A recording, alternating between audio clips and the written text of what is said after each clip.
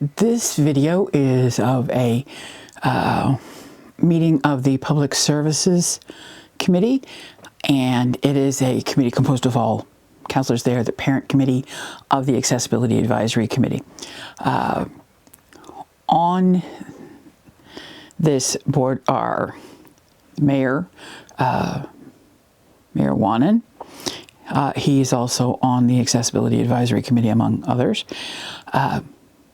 Luc Morissette, who is the chair, Councillor Morissette, Councillor Rick Bull, who is the chair of the Accessibility Advisory Committee and of the Recreation and Culture Standing Committee, and Mr. Seidel, Councillor Seidel. I found some of the comments interesting, but we'll get into more of that as we go. And now let's get into the presentations.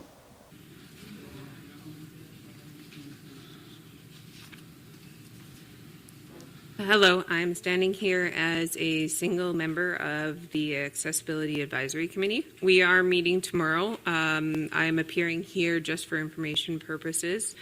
No decisions have been met, and we haven't met quorum because we will be discussing this.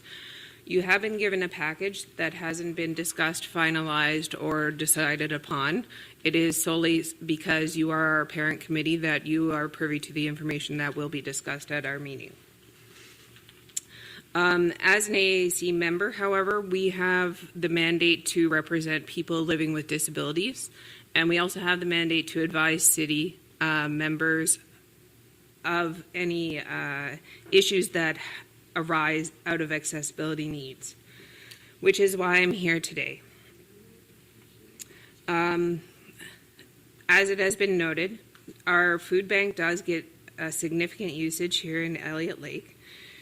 And putting together some stats from the City of Elliott Lake documents, Statistics Canada, and the Ontario Food Source, approximately 1,300 disabled people, or 30% as quoted from our food bank site, use the food bank every year.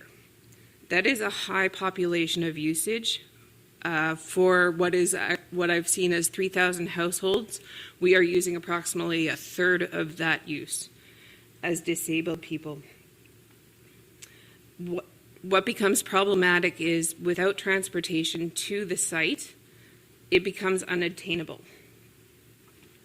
And in your package, I've gone on and listed some of my research into some of the problems that can occur with that, and including the Canadian Charter Rights and Freedoms, the Ontario Human Rights Commission, and some relevant case law perspectives that you can peruse at your own time.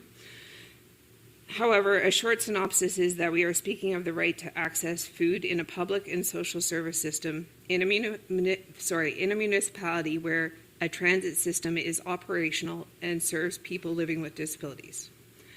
Therefore, the request for public transit service to both the food bank through the rights, freedoms, and case law perspectives, and the Ontario Parole Board Office, as mandated by the judicial system and is intricately tied to the same perspectives, must not only be considered, but the city must show that they are actively working to restore these rights quickly. What will be discussed tomorrow is some recommendations for a phased-in approach, as we are cognizant of being that we are working with taxpayers' money and to leverage the systems that we have in place. So one of the things we thought of for problem solving is for immediate enactment is to contract with the local taxi companies for immediate relief in route service from Pearson Plaza to the food bank or Ontario Parole Board offices in coordination with food bank hours and pre-booked parole board appointments. Riders needing increased accessibility transportation above the local taxi services should be prioritized by the handy lift services, and or a delivery service could be contracted for the delivery of food bank parcels, or combine 2 bus routes during food bank hours, making the service hourly to provide resources for this additional route. That would require widespread advertising, and it will still confuse some of our residents especially those that have some cognitive impairment, which is 13% of our residents. And it also does not address parole board appointments because we cannot condone or group known parolees together. It breaks their contracts. And at the same time, this committee should look to be tasking the AAC to source multiple accessible shuttle quotations to enact the first step of the bigger transit report that came in earlier, where we are going to do a phased-in system for on-demand. We should be putting a foot forward proactively and quickly, and we should be at least looking at quotes by now. Thank you. Thank you. Hello, my name is Susie Christensen. I'm really loud-spoken. My doctor told me I'm very outspoken, so don't take me too, I was out driving, not driving, with a friend, and she showed me what the new food bank looks like, and I was just shocked. How could they get out there, the people? Could you give me an explanation? Can they take a taxi that will cost $50 to go out there and go home? Or ask people, couldn't you go me out to Foodland? They have a little bit of pride, old people, and people that are in trouble, So can you do something about that? That's all. Hello, my name is Stella Waddington, and I'm very interested in public transportation. Now, users of the food bank need access to the food bank, and it's been moved to the industrial area. Usually the people that use the food bank are on a limited income, use the buses, they don't have their own vehicles. And walking from the last bus stop that they can take from is the arena. So walking from the arena to the industrial area is too far for them to walk, particularly with groceries, and particularly if they're disabled or they're elderly.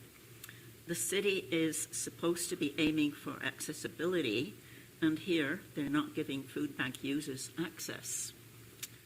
Another further point is the industrial area has many businesses and they need workers.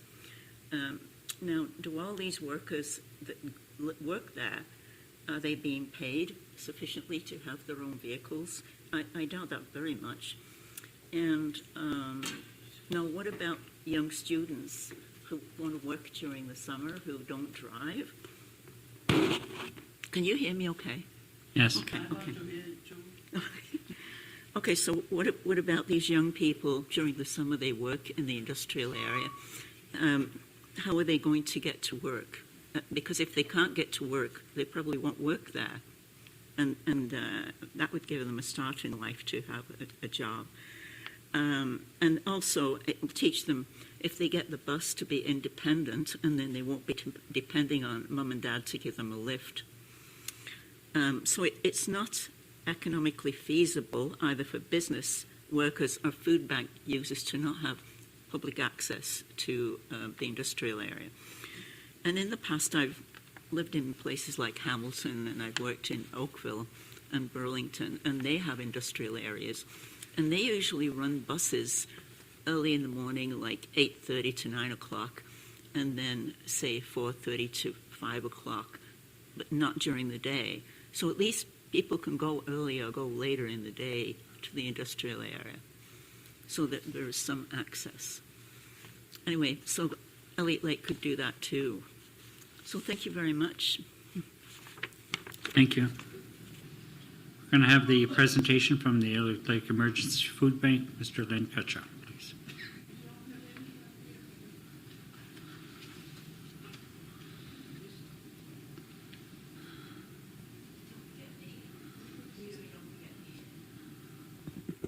Get this adjusted so I'm not yelling at everybody. Good afternoon. Yep. Is there a problem there? Did you register, Stella? We didn't receive anything. We only received Susie's.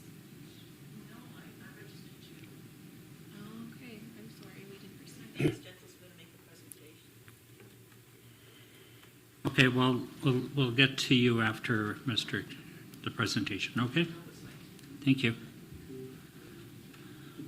Okay? Yeah, go ahead. Thank you, Mr. Chairman. Okay, I'm here today not only as the chairman of the food bank, but also as a taxpayer. The Elliott Lake Food Bank has formally requested that the bus route be changed to include Timber Road, where the food bank is now relocated. As we provide an essential service to the community, this change in the bus route allows all residents to get the help they need regarding food security. The food bank is a critical partner in the community wellness program. We sent a letter to the mayor in mid-March, but received no response. We had a request to meet with the Public Service Committee in April, but the meeting was rescheduled for May. We cannot delay in getting the resolution to this issue. Our move to Timber Road has assured us our ability to store enough food product to serve those in need in our community. It also allows us to have sufficient electrical capacity to meet our refrigeration requirements and, if necessary, increase this capacity. And I didn't mention it in here, but Kraft Hockeyville is fresh on everybody's mind. Kraft Hockeyville 2 years ago offered us 22 skids of food. There was no way in the location at 29 Columbia Walk could we store 22 skids of food. We broke that down to 2 donations, one of 7 skids in the spring and one at 7 in the fall, but we had to turn away 8 skids of food, which was approximate value of $64,000. So our move to Timber Road wasn't something we did without very deep thought process. We served over 3,000 households in 2024, and what is really disturbing is we also provided food to over 1,000 children during the year. Currently, the last bus stop is by the arena on Spruce Street. It's 2 kilometers from there to the food bank on Timber Road. This is not a great distance to add to the bus route, as we do not receive money from the city. This is not an unreasonable ask. The timing of the bus route schedule could be as little as 9:30 a.m. to 3:30 p.m. Monday, Wednesdays, and Fridays, if that reduced in the cost. Something else that I didn't add to this, though, there are several businesses down in our area right now. Down the street from us is the probation office. Prestige Glass is there, SAD is there. I understand that some of the people getting to the parole board use a cab. We don't have people, as the lady said, that can pay to have a cab come down to the food bank. So considering that the majority of the school or the city buses are stored at the city depot on Timber Road, this is not an unreasonable ask. And we ask you, in all sincerity, the decision be made as soon as possible. Thank you for your time. Thank you.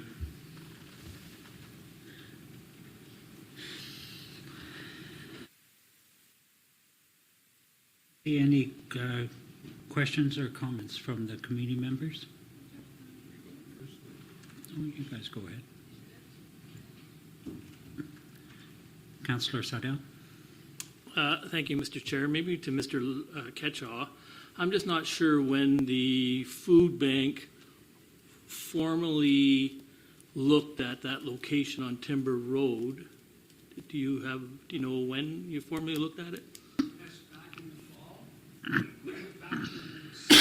in late summer.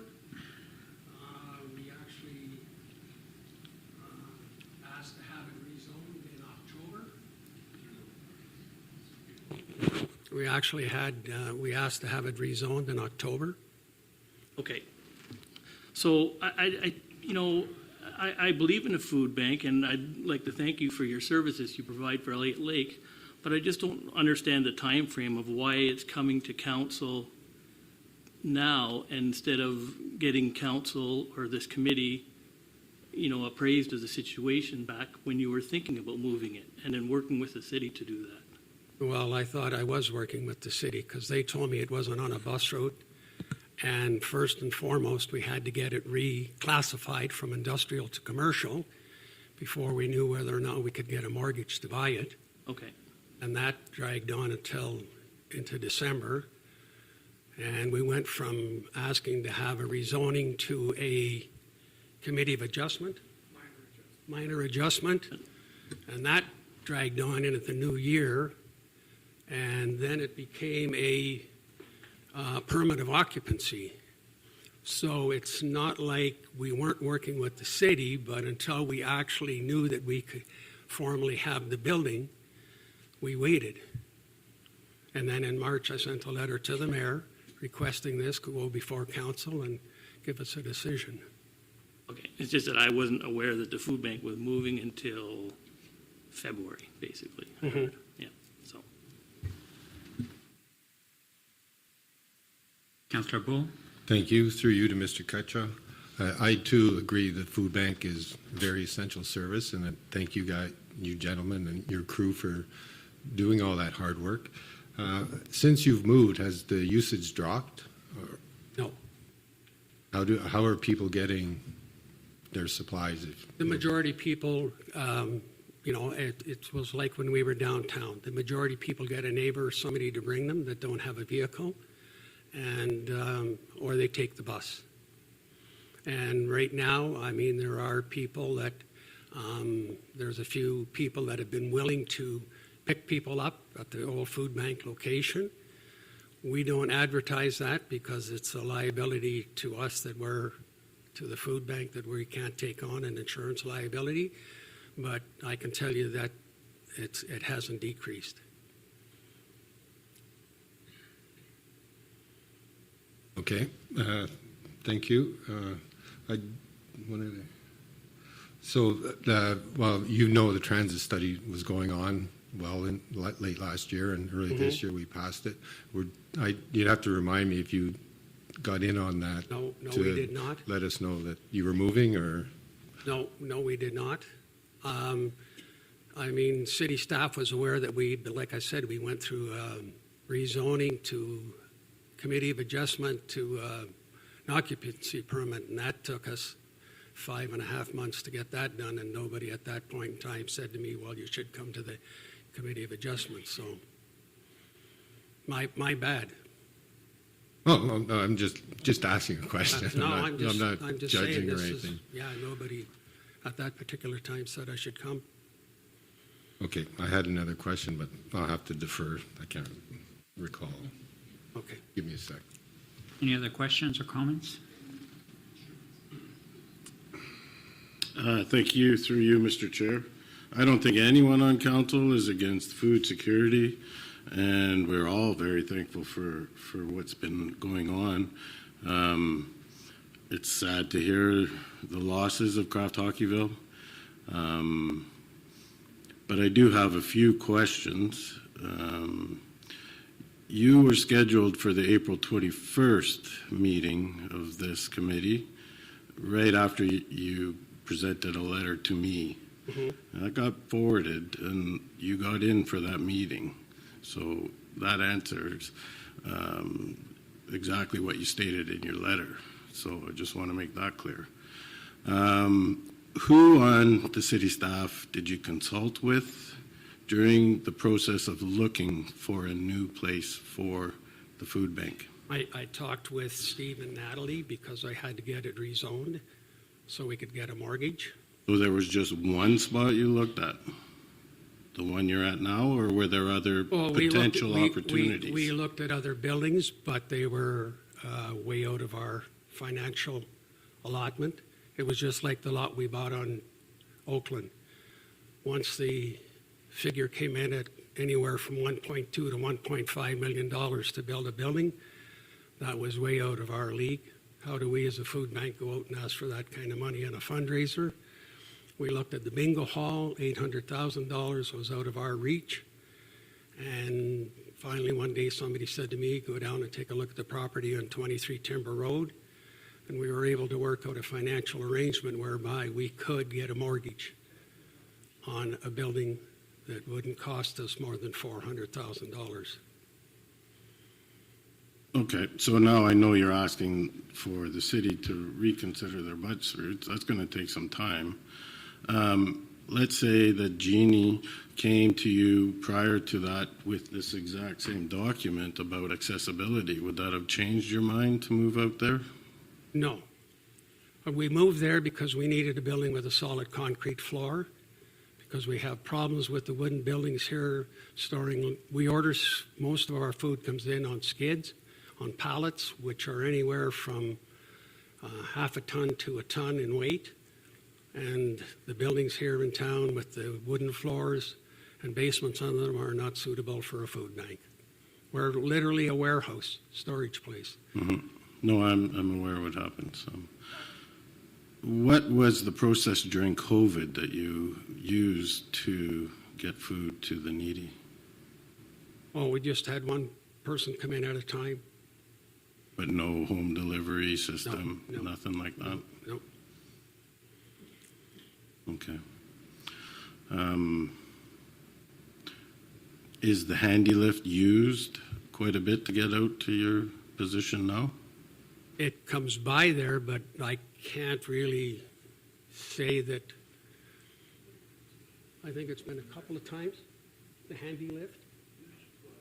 Handy lift doesn't come out when it's scheduled, but it has to be booked well in advance. And it's only for handicapped people. We have people that don't match the handicap ability, that couldn't carry bags of food because of their age and their physical abilities.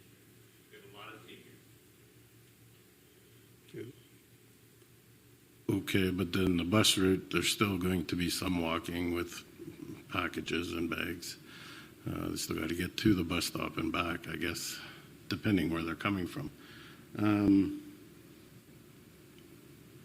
Yeah, that's it for now. Any other, go ahead. Thank you very much for your presentation. The only thing is that there's a lot of logistic that has to be figured out. You say that the bus service goes close by adding that extra stock down the way and back. You're probably looking at an extra 5 to 10 minutes, depending on weather, to the bus route, which will make the bus late and everything. Even though that we have our depot and our bus are stored there, that doesn't mean that we can't have people just walking around. So what we're going to do is accept your report here tonight, and then we're going to refer this to the management, and they're the ones that will make the decision from here on. Okay, if you need any further information, I'm easy to track down. Just let me know. Thank you. Okay. So, yes, Councillor Sandel. Thank you, Mr. Chair. I'm not sure if we need this or not, but I'd put a motion forward to defer this back to staff to get some more information about how this can happen, or if it even can happen. I so move. Second by Councillor Bull. All in favor? Can we discuss it a bit? It's defer. I don't think we're allowed to discuss. We can discuss the motion to Okay, send go it. Just have a few questions. Do we send it all the way back to our transit study folks and have them review it? They have all the information that they presented. It's a finished report, and that will give us impacts for money.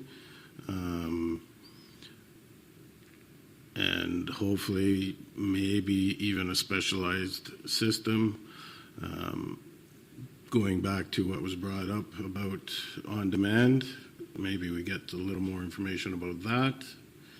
And then maybe considerations of a shuttle service, but I'm not sure if that's a city responsibility or food bank's responsibility. So. Councillor Bull.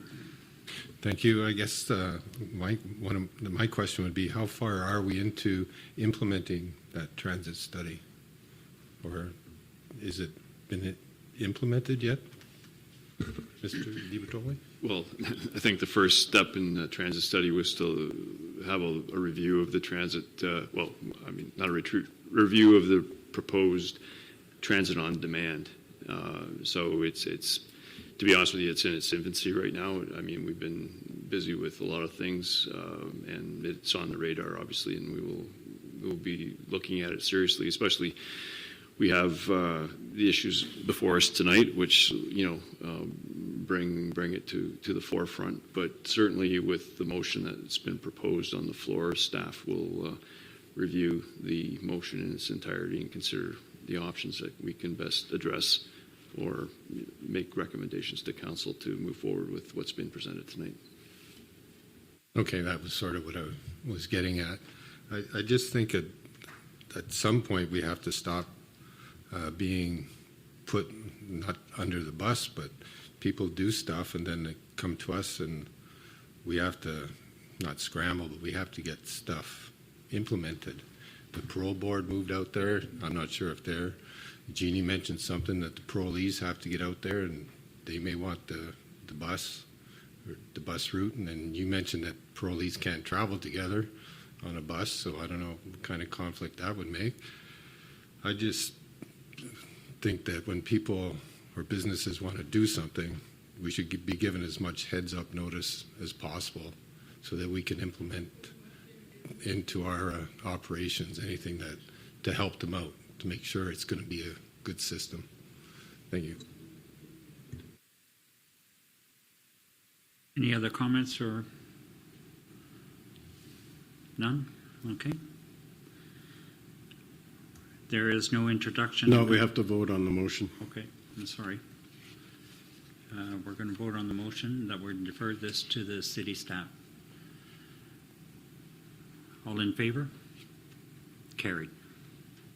For advocacy for Elliott Lake, when I'm looking at the Public Services Board and I see that we're still talking about transit and what to do with transit in this time when I did videos on transit a year ago and 2 years ago and more than that, and we still haven't come up with an answer. And yet these people who can sit on a committee and say, why didn't anybody come and tell us that this was happening? Why are they moving without coming and telling us so that we now have to rearrange everything? How far back are we going to go? My answer to that is, where were you? Rick Bull, who first raised the question about why aren't they coming to us before, is the chair of the Accessibility Advisory Committee, and he is the chair of the Recreation and Culture Standing Committee, and he is on council, and he sits on the Public Services Board. So how could he not have been aware of what was going on when so many people who are disabled rely on the food bank to help them with their food security, seeing as most of us live on a low disability pension? How could he not know? How could he not know, as a member of the Public Services Board, the parent of the Accessibility Advisory Committee, or Resources and Culture? How could he not know, right? And I will ask the same thing of Mayor Wanan, who is on the Accessibility Advisory Committee and who is on the Public Services Board and who can sit on any of the boards that he wishes to sit on, and is also on the Budget Committee. How is it possible that you don't know that the food bank of your city has had to move, and where they've gone to, and what the situation was behind it? And how could anybody have a budget meeting, which they did, and say, oh, we had all this stuff and we were given all of this information because we asked what people would want to put on a budget list for us to add to the the budget for this year, and well, gee whiz, we haven't done that. I guess we're going to have to sit down and talk about that.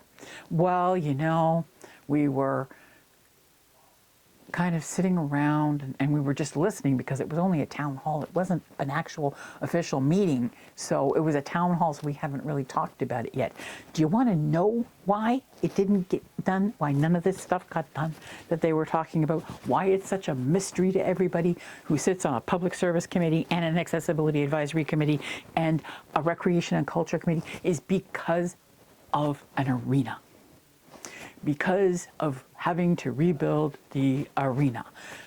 Elliott Lake lived, breathed, ate, slept the arena. And getting money for it. And oh, we've got to fix it. And oh, we're going to take wood that should probably be put into a fireplace and we're going to fix it. So that we're fixing this for another 25, 30 years, whatever the heck it's going to be, right? It doesn't matter that we're over budget now by some $7 million, dollars, but what the heck? More. Arena. We must have an arena. The hockey team left. I don't blame them. They left. Okay. They have to go play hockey someplace. I get that. But still, the arena. Okay. The pool was closed for 2 years. Pool finally opened. The pool wasn't even finished. Stuff just didn't happen the way it was supposed to. But heck, we'll get that taken care of at some point in time. It's because nobody was watching, right? Oh, we have the pavilion. Oh, the pavilion's going to fall down. Okay, well, there you go. Oh, look, we've got somebody who's going to come in and do it. But nothing's happening with that because we have the arena. And that's all anybody was concentrating on. That's all anybody from council, all of these people who sit on all of these boards, was concentrating on. They didn't give a damn about anything else that was going on. And that is why the food bank that allows people in their city that pay taxes, that elected all of these people, helps them eat, moved, and they missed it. They didn't give them the money that they needed, that they promised that they would give them at the meeting that wasn't a meeting. And they didn't know anything about them going. And they blamed them. And they want to try and put the responsibility for getting transit to them onto them. Way to go,